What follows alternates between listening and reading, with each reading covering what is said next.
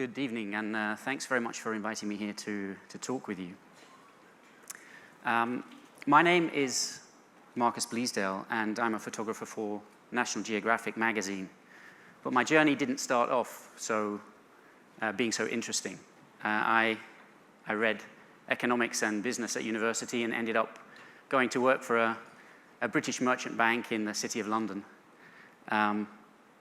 A very long way from National Geographic and a very, very long way from photography. But after 8 years, I felt I needed a change. And the catalyst for that change was the day I walked into the office and I was asked by one of the traders if I'd heard about the massacre that had been discovered in the Balkans. And he asked what did I think that would do to the price of the dollar. He'd taken human suffering and tried to make a profit from it. I walked into my boss's office and I resigned. 3 days later, I went to the Balkans with my camera. The next 15 years I spent documenting conflicts around the world in the Balkans, Sierra Leone, Liberia, Somalia, Chad, Darfur, South Sudan, the Democratic Republic of Congo, and most recently, I've spent the last 6 months documenting the devastating conflict in the Central African Republic. Some of the worst things I've seen, actually, in the last 6 months. I try to use these photographs I take to create tools for decision makers and policy makers to press for change and peace. And over that time, I've used my training in economics, yes, it was useful in the end, to search out reasons why these conflicts existed.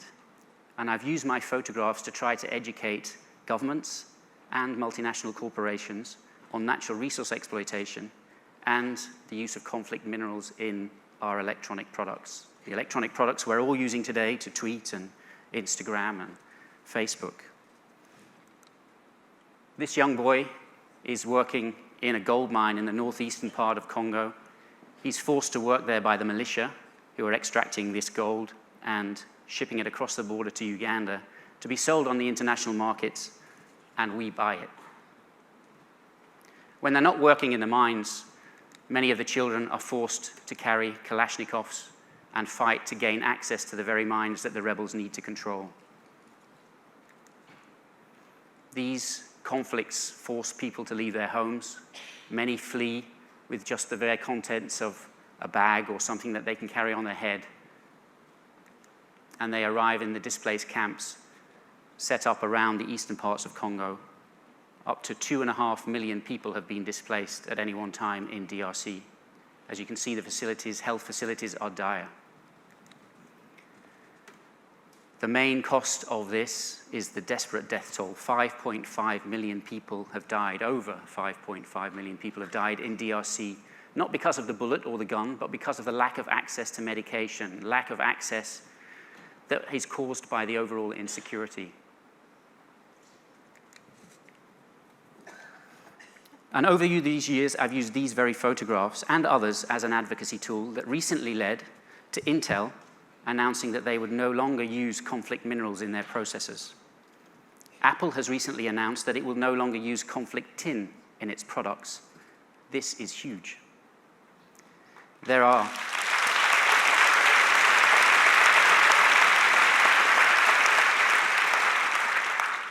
congratulations to both of those companies. There's a lot more that needs to be done, and there are still many, many conflict minerals used in our electronic products around the world. The fight is not yet over, but this was a huge step in the right direction. And this is the evidence that there is a power in photography. After 15 years of documenting and working in conflict zones around Africa, I was thrilled last year when I was asked by the World We Want Foundation to go and see if I could document hope on the very continent that I'd been documenting conflict. In 1990, only 3 African countries could be called a democracy, and that number now has increased to 19. Only 4 out of the 55 recognized states lack a multi-party constitution, and this stability has brought increased direct investment, and over the past 10 years, per capita income has increased by nearly 30% in comparison to the previous decade where it fell 10%.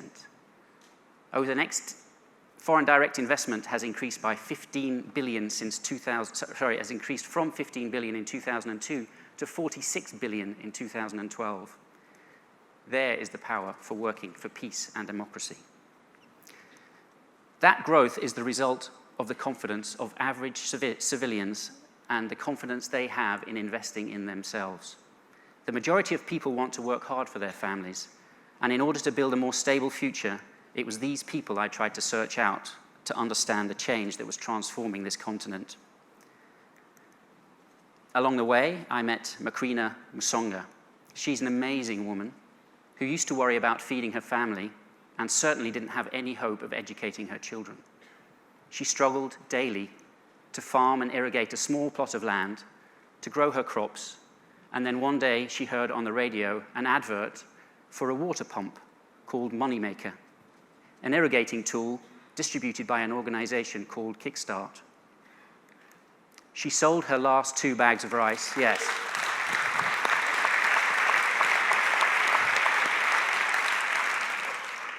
An incredible organization. She sold her last 2 bags of rice to buy the pump that invested, and that investment allowed her family to increase the size of their harvest more than tenfold over 4 years. They now have 10 acres of land, 15 cows, and they send their children to school. That pump has been instrumental in changing their lives, and there is the power of smart investment. At Afrimax Macadamia Nut Processing Facility on the outskirts of Nairobi, they have increased their production levels because smart philanthropic finance allowed them to secure the supply of nuts from their farmers. This led to the farmers receiving a fair price for their product, which in turn led to them having confidence in investing in planting more trees to meet the new demand, which in turn led to more wealth and better education for their children. At the processing plants, over 90% of the employees are young women, all of whom are now able to offer their children better nutrition and improved access to education and healthcare.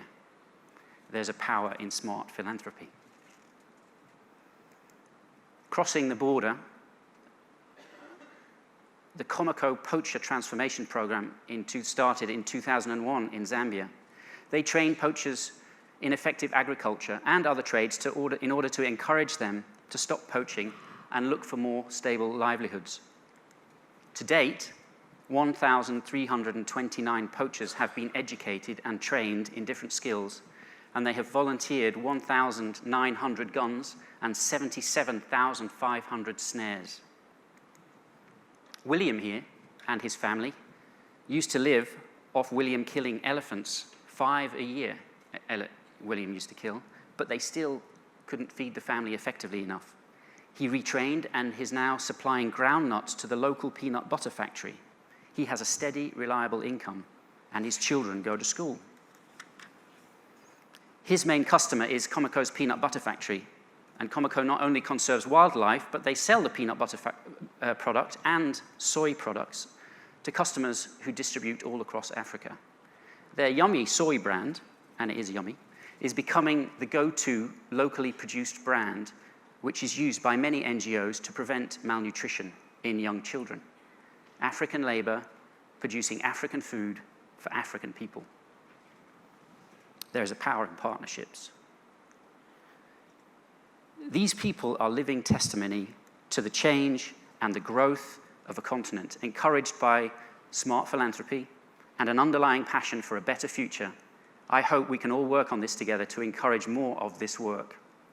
And so I no longer need to document the conflict across this continent. And my wife, I think, would like that very much. I hope you can all agree with me that there is a power in empowering social entrepreneurs. Thank you very much.